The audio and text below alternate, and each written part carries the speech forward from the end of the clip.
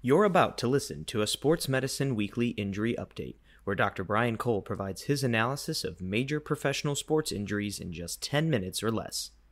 This episode is presented by Midwest Orthopedics at Rush, the #1 ranked orthopedic and spine care in Illinois. When it comes to diagnosing and addressing your pain, MOR's team of orthopedic providers is focused on giving you the most effective treatments to help you feel and function better. Visit rushortho.com to learn more.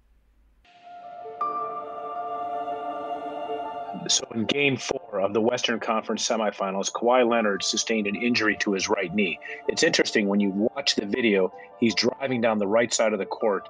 He plants and spins while he's dribbling the ball, hoping to go to the basket. And there's some slow footage available for this injury, which at least suggests that this might be something more than a very low-level knee sprain. I can tell you as an NBA physician, the way we think about these things is that when these injuries happen, we immediately look at the level of disability that the player has. So in this instance, he stayed on his feet, did not go down to the ground, and I think he actually came out and shot a free throw.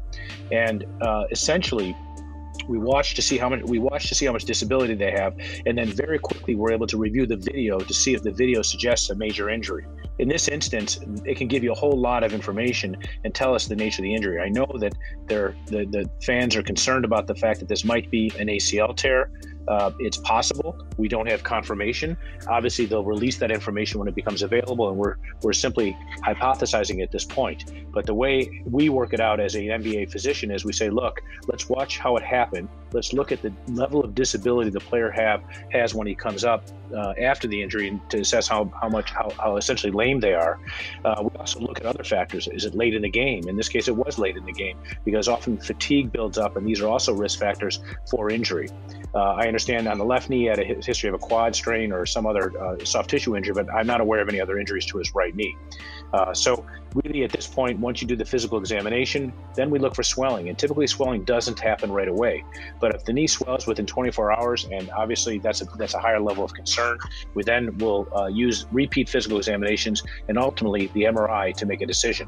So I know people are very anxious to find out the nature of this injury, but I can just tell you as an NBA physician, in general, there's a very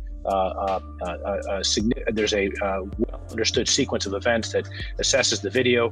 It does a physical examination, and we see how things unfold over the course of the next 24 hours, in addition to imaging such as an MRI, which could show us the soft tissue.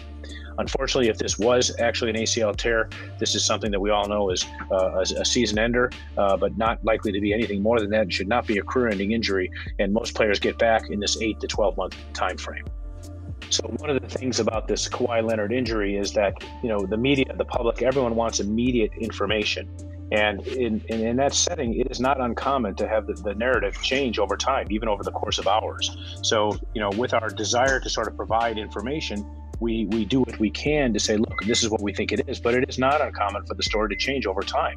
So I think in this instance, where everyone wants immediate information, we have to be a little bit forgiving, if you will, as we accumulate additional facts. And that, as I mentioned, relates to what happens to the physical exam.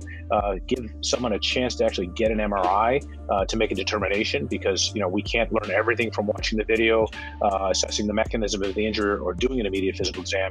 And ultimately, these injuries for definitive diagnosis can take 24 to 36 hours, depending on the timeline of the required evaluation.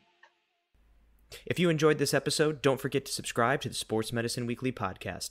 We're available on Apple Podcasts, Spotify, and wherever you listen to your podcasts. For more details and content, visit sportsmedicineweekly.com.